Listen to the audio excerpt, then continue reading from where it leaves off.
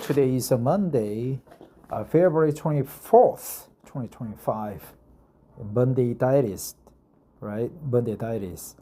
But tomorrow is my salary day, my payday, so I get paid, which is good, right? Good for me and good for you, because I would be much happier than today, right? And I feel okay, competent, and healthy as usual. And I get to visit my hometown on Thursday evening. So that's super exciting. Today I'm going to read this interesting article. I just typed in the subject that I came across on my Facebook posts. I've never read this before, and the reason I am trying to read this article is to practice English while picking up knowledge about our brain. As a non-native speaker, I need constantly practice English by reading an article and having a conversation with a native speaker or speakers, and also listening to radio or watching TV or surfing the internet, like watching YouTube, to understand the English and also foreign cultures, right? So here I am. Without further ado, as I've procrastinated a little bit, let's delve into reading this article. This article appeared on New York Post, right? One of the famous news outlets in America. And the title is "I'm a Neurologist, and this is the scariest thing people do to their brains," by Rita Wiggle, published August 13th, 2024. Updated, right? It has updated. Neurologist Kim Johnson-Hatchett has one recommendation for folks who want to keep their brains functioning now and as they age: build strength. Hatchett, who has nearly 9,000 TikTok followers, imparted her advice to keep moving for the sake of your body and brain in a recent post. "The scariest thing I see as a neurologist is the gradual weakening of America. Not moving your muscles has an effect on every aspect of your life, and most importantly, your brain." Neurologist Kim Johnson-Hatchett explains that building physical strength prevents cognitive decline. In an interview this week with Self, Hatchett shared how physical activity is more tightly linked to brain health than people realize. Every time you exercise, you secrete nerve growth factor, a peptide involved in regulating neurons in the brain, she explained. It can also support myelin, the neuroprotective sheath that helps nerve fibers shuttle electrical impulses quickly and efficiently, and can degenerate with age. Let me go over this this paragraph one more time. Every time you exercise, you secrete nerve growth factor. That's good. A peptide involved in regulating neurons in the brain, she explained. It can also support myelin, the neuroprotective sheath that helps nerve fibers shuttle electrical impulses quickly and efficiently, and can degenerate with age. Hatchett maintains that regular cardio increases blood flow to the brain, improving cognitive function. You might be surprised to know that even a little bit of daily movement reduces your dementia risk, she said. Okay, so a little bit of daily movement reduces your dementia risk. So, how procrastination affects your brain based on your type? Dreamer, 33%, avoider, crisis maker, 68%, delegate, 52%, perfectionist, 75%, rebel, 22%, overwhelmed, 94%. Right? We should not procrastinate. In addition, Hatchett says that playing a sport, taking a workout class, or moving your body in a way you never have before equates to learning a new skill and creates connections in your brain. Repeating these activities over time strengthens these connections. If you want to maintain your mobility and cognitive abilities, one investment you can make is exercising and using your muscles on a daily basis, she told Self. That pop of nerve growth factor will just help your brain function better. Hatchett tells her patients to start building strength with simple bicep curls and chair squats. After incorporating exercise into your routine, they will often come back mentally sharper and sparked with renewed vitality. Hatchett's recommendation is supported by a wealth of research that suggests physical activity is key to cognitive wellness.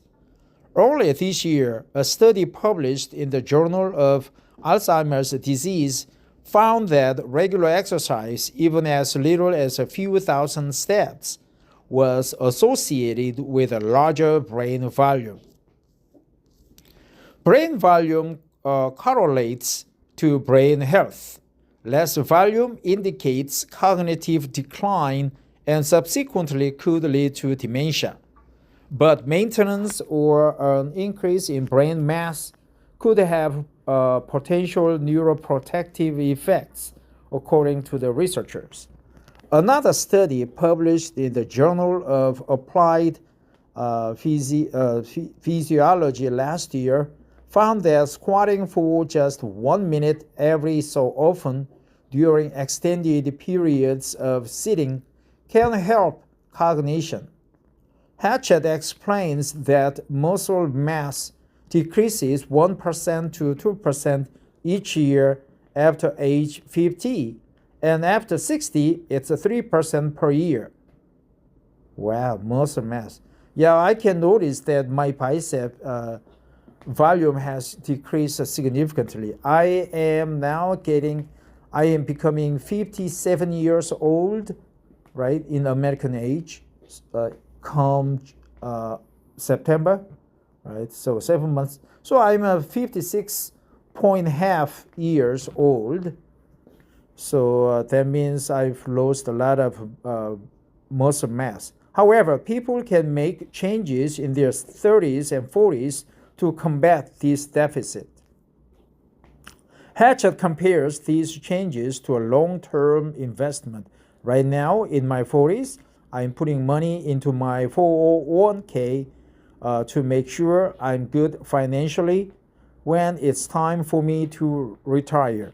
It's smart to make that same kind of investment in your health, she told Self.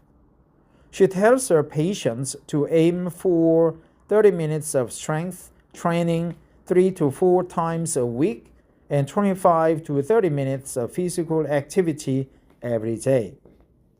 Okay, that's good. She tells her patients to aim for 30 minutes of strength training 3 to 4 times a week and 25 to 30 minutes of physical activity every day.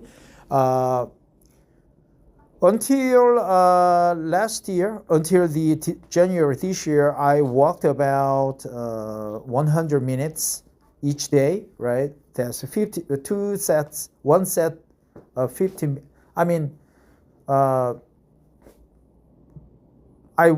One set of 50 minutes twice, right? Each year, I commuted on foot. Here in Seoul, I try to walk 60 minutes each day, right? When I finish my work, I do my anti-cancer Tai Chi walk 60 minutes, right? Then I hop on the subway to get to my dormitory. So, and also every other day I go to a gym and lift some weights. So that's about 1 hour workout there. She tells her patients to aim for 30 minutes of strength training 3 to 4 times a week and 25 to 30 minutes of physical activity every day.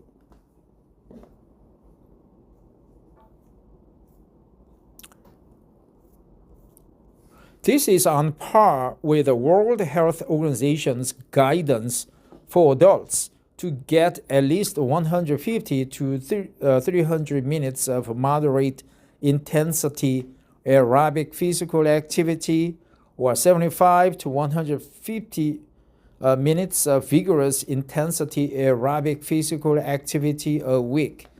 In our Heart Chat's hope to inspire people to make the kinds of changes that will give them a sense of empowerment about the aging process. Ultimately, what I wish people knew is that you have more control in the aging process than you realize, she told herself. Getting weaker as you age is not inevitable, and regular exercise and strength training will pay off in dividends in the end. And regular exercise and strength training will pay off dividends in the end. So exercise, right? Exercise, aerobic exercise.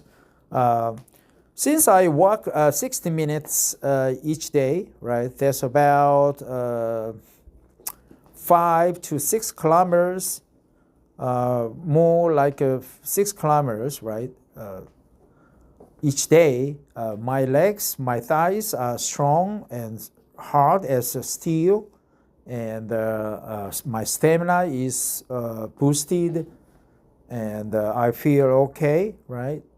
And my heart rates are okay. My lungs feel okay. I feel more oxygen in my cells, and my acumen is very good. I guess my brain mass is large, right?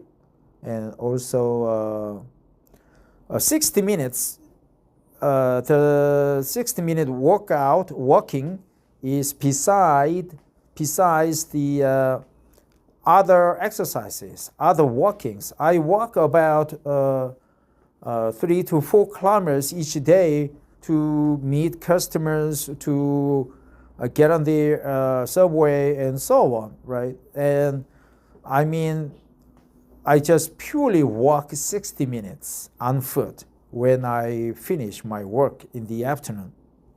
So I'm okay.